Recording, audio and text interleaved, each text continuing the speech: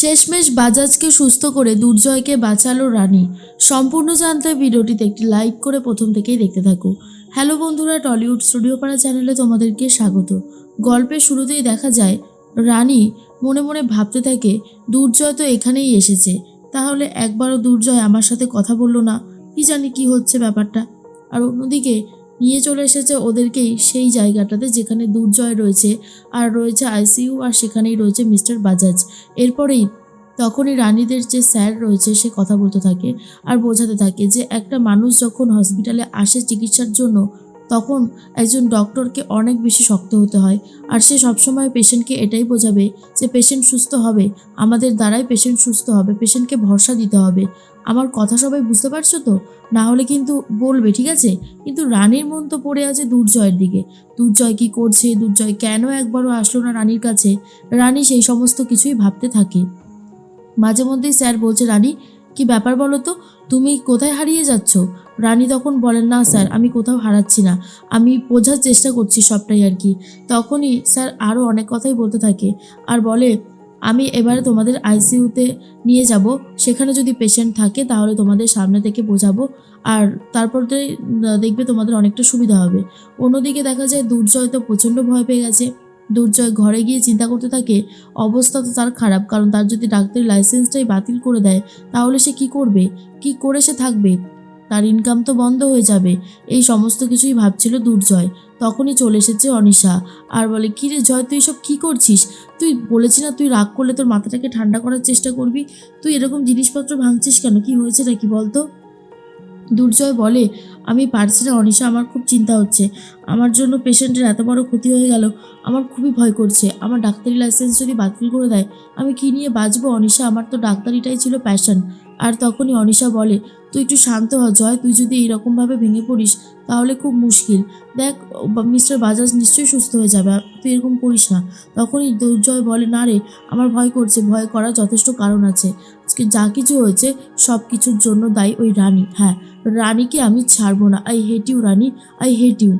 অনিশা তো খুব খুশি হয়ে যায় এই কথাগুলো শুনে আর বলে, বাহ, এই কথাগুলো যে এইভাবে শুনতে পারবো এ তো স্বপ্নেও ভাবতে পারিনি, খুব ভালো হয়েছে। এই সমস্ত কথা শুনে মনটা খুব ফুরফুরে হয়ে গেল। রানী, বলেছিলাম না জয়কে কন্ট্রোল করা তোমার পক্ষে সম্ভব না, জয়কে কন্ট্রোল শুধু আমিই করতে পারবো। দেখলে তো এক চান্সেই তোমাকে কি করে আউট করে দিলাম জয়ের জীবন থেকে। তুমি আর চাইলেও জয়ের জীবনে কখনোই ফিরতে পারবে না, আর সেই সমস্ত রাস্তা আমি নিজেই বন্ধ করে দেব। এরপরে অনিশা বলে, দুর্জয় দুর্জয় তুই একটু শান্ত হ, তুই এরকম করিস না। কিন্তু জয় কোনোভাবেই শান্ত হতে পারে না।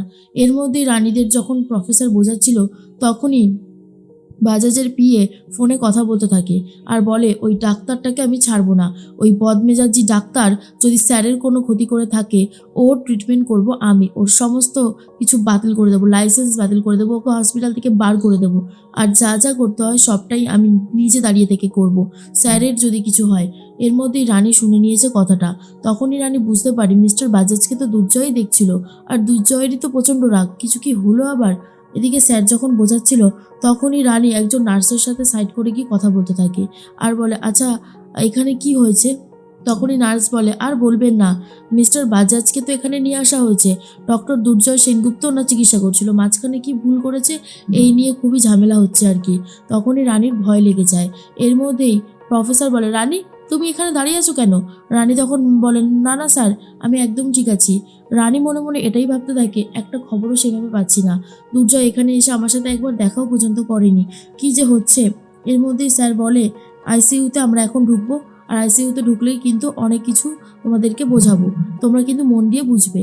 এইদিকে ডক্টর মিত্র আফসোস করতে থাকে আর বলতে থাকে, উফ, ডক্টর দুর্জয় সেনগুপ্ত যে আমাকে কি বিপদে ফেলে চলে গেল সে আর বলার কথা না, এত সমস্যার মধ্যে রয়েছি না আমি, এটা আমি খুব ভালো মতন জানি, কি যে করব সেটাই বুঝতে পারছি না।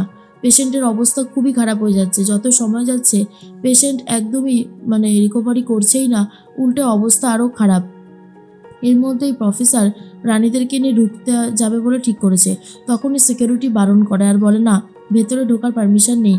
এর মধ্যেই ডক্টর মিত্র বাইরেতে এত লোকজন দেখে বাইরে বেরিয়ে আসে আর বলে, কি হয়েছে বলুন তো, আইসিইউর বাইরে এত চেঁচামেচি কিসের, আর আপনি বা কে? তখনই রানীর প্রফেসর বলে, আমি তো এই কলেজেরই প্রফেসর, আমি আমার স্টুডেন্টদের নিয়ে এসেছিলাম শেখাতে। আইসিইউ ডিপার্টমেন্টে যে পেশেন্ট ভর্তি আছে আমি তাকে দিয়ে একটু এই স্টুডেন্টগুলোকে শেখাতে চাই। তখনই ডক্টর মিত্র বলে ওনার অবস্থা খুব একটা ভালো না। ডক্টর দুর্জয় সেনগুপ্ত চেনেন তো, অবস্থা খারাপ করে দিয়ে গেছে। এখন আমরা চেষ্টা করছি ওনার প্রাণ বাঁচানোর, জানি না আদৌ সফল হব কিনা। রানী তখন বলে কি হয়েছে বলুন তো। তখনই মিত্র বলে আপনি কে, আপনাকে এত কথা বলতে যাব কেন। তখনই রানী বলে দুর্জয় সেনগুপ্ত আমার হাজবেন্ড হয়। ডক্টর মিত্র বলে ও, তাহলে তো আপনার সবটা জানাই উচিত। আপনার হাজবেন্ড যা কুকীর্তি করেছে, এবারে তো এই পেশেন্টকে বাঁচানোই দায় হয়ে যাচ্ছে। এই পেশেন্ট কে জানেন তো, এনার পলিটিক্যাল পাওয়ার অনেক বেশি। ইনি অনেক বড় শিল্পপতি, চাইলেই আপনার হাজবেন্ডের ডাক্তারি লাইসেন্সটাও ক্যান্সেল করে দিতে পারে। আর এনার অবস্থা খুবই খারাপ, এনাকে বাঁচানো যাবে বলেই আমার মনে হচ্ছে না। তখনই রানী বলে কি হয়েছে ওনার, আমাকে একবার বলুন না। এরপরেই তখন ডাক্তারবাবু বলে, বিশেষ করে ডাক্তার মিত্র এদিকে আসুন, এদিকে আসুন, ওই মনিটরে দেখুন দেখুন ওনার কি অবস্থা হয়েছে। আর এটা দেখার পর রানীর মনে পড়ে যায় যে যখন কুলটি হাসপাতালে গেছিল পেশেন্টকে নিয়ে, তখন একজন ডাক্তার ক্যালসিয়াম চ্যানেলগুলো ব্লক করার কথা বলেছিল। আর রানীর সেটাই মনে পড়ে যায়। রানী তখন ভেতরে ঢুকে যায়। রানীর পেছন পেছন রানীর প্রফেসরও ভেতরে ঢুকে গেছে। ডক্টর মিত্র তখন বলে এ কি আপনি এভাবে ভেতরে আসলেন কেন। তখনই রানী বলে দেখুন, এই রকম পেশেন্টকে আপনি ক্যালসিয়াম ব্লক চ্যানেলটা ওপেন করে দিন। আর তখন সেটা শোনার পরে ডাক্তার মিত্র বলে ও, এখন ফার্স্ট ইয়ারের স্টুডেন্ট হয়ে আপনি আমাকে ডাক্তারি করা বোঝাচ্ছেন, হ্যাঁ কি ছেলেখেলা করছেন নাকি। এর মধ্যেই চলে এসেছে অনিশা। অনিশা তখন বলে কি হয়েছে, আর রানী তো তুমি এখানে কি করছো। রানী তখন বলে আমাকে এখানে আসতে হলো অনিশাদি। এরপরই ডক্টর মিত্র বলে দেখুন না ম্যাডাম, কখন থেকে ওনাকে বলছি বাইরে যেতে, উনি তো বাইরে যাচ্ছেই না, উল্টে এখানে দাঁড়িয়ে দাঁড়িয়ে সময় নষ্ট করছে আমার। রানী বলে আমি কোনো সময় নষ্ট করছি না, অনিশাদি ওনাকে বলো, আসলে পেশেন্টটা সুস্থ হওয়ারই সবথেকে বড় কথা তো, তাই না। তখন অনিশাও এটাই চায় যে বাজাজকে বাঁচাতে হবে আর ওই নার্সিংহোমটাকেও বাঁচাতে হবে। তখনই প্রফেসর বলে, রানীর প্রফেসর বলতে থাকে আচ্ছা ডাক্তার মিত্র, আপনি একজন বড় ডাক্তার, আপনি এই কথাটা বুঝতে পারছেন না, এটা তো একদমই স্বাভাবিক একটা ব্যাপার। রানী ডাক্তার না ঠিক আছে, কিন্তু রানী যেই কথাটা বলেছে সেটা আপনিও জানেন কতটা গুরুত্বপূর্ণ একটা কথা বলেছে। আর আমিও তো সেটাই বলছি, আপনি ম্যাডামকে বলছেন না কেন বলুন তো, নাকি অন্য কোনো স্বার্থ আছে এখানে, কোনটা। অনিশা তখন বলে ডাক্তার মিত্র কি বলছে ওনারা, যদি কোনো সলিউশন পেয়েই থাকেন তাহলে সেটা অ্যাপ্লাই করুন, এইরকমভাবে দাঁড়িয়ে থেকে পেশেন্টের শেষ দেখা তো কোনো মানেই হয় না, তাই না। তখন রানী বলে আমি অনেকক্ষণ থেকেই বলছি, প্লিজ আপনি করুন ডক্টর মিত্র। ডক্টর মিত্র তখন বলে দেখুন ম্যাডাম, আপনারা এখানে সবাই আছেন, আমি সবার সামনেই কথাটা বলছি, আপনি যে কথাটা বলছেন আমি করছি, আমার কোনো আপত্তি নেই, কিন্তু পেশেন্টের যদি এরপরে আরও খারাপ অবস্থা হয় তার জন্য দায়ী থাকবেন শুধুমাত্র আপনারা, আমাকে কিন্তু ফাঁসালে চলবে না, আমি এই কথাটা আপনাকে আগে থেকেই বলে দিচ্ছি। তখনই ডক্টর মিত্রর কথা শুনে অনিশা বলে যেটা ভালো হবে সেটাই করুন, রানী যেটা বলছে, এই স্যার যেটা বলছে সেটা করুন, পেশেন্টকে বাঁচানো নিয়ে কথা। আর তখন পেশেন্টকে বাঁচানোর জন্য চেষ্টা করে যাচ্ছে রানী, আর পেশেন্টকে বাঁচিয়েও ফেলার বোঝাই যাচ্ছে রানী কিন্তু এবারের মতো অনেক বড় বিপদ থেকে দুর্জয়কে বাঁচালো।